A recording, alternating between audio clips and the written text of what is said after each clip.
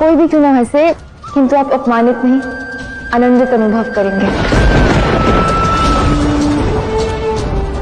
और उसे प्राप्त नहीं वर देंगे। जिसे आप अपमान समझ रहे हैं ऋषिवर, वो केवल आपका भ्रम है, क्योंकि आप स्वयं को कुरूप समझते हैं। और दूसरी बात यह है कि मुझे किसी ने कहा है कि यदि मैं मुस्कुराती रहूं तो मैं अधिक सुंदर लगती हूँ। अब आप ही बताइए ऋषिवर, हर व्यक्ति मुस्कुराता हुआ अधिक सुंदर लगता है ना? ब्रह्मांड का आधार है वेदों का ज्ञान,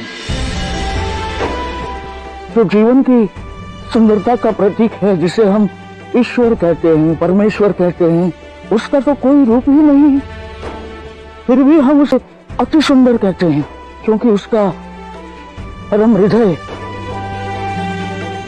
सुंदर है। इसका अर्थ तो केवल यही हुआ कि मन की सुंदरता ही सबसे प्रधान है, शुद्ध है, वही सत्य है, वही शिव है और वही सुंदर है। राधा, मैं वेद ज्ञानी होकर भी अज्ञानी रहा और तुम तो महाज्ञानी निकली।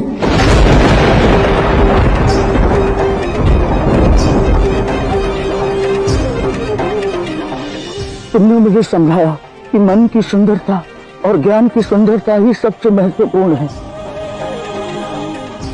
ये शरीर तो नश्वर है, इसीलिए राधा की दृष्टि में मैं सुंदर हूं।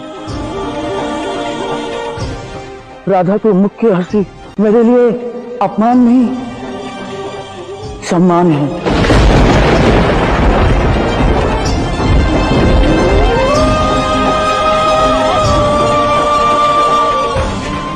क्या बात है राधा, तुमने इतनी बड़ी बात इतनी सरल शब्दों में समझा दी, मानना पड़ेगा।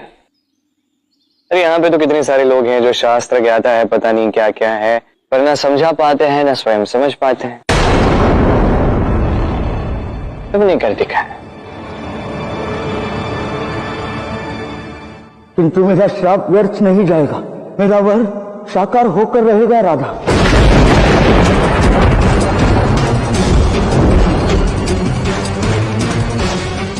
मैं तुम्हारा ये रूप छीन लूंगा।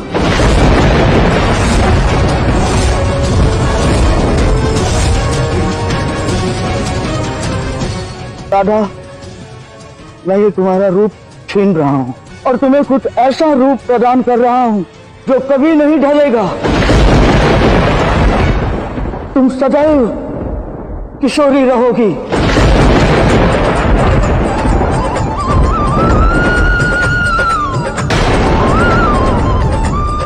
और आज जैसे तुम दिख रही हो वैसे ही सदैव दिखोगी और समस्त संसार तुम्हें किशोरी के नाम से भी जानेगा।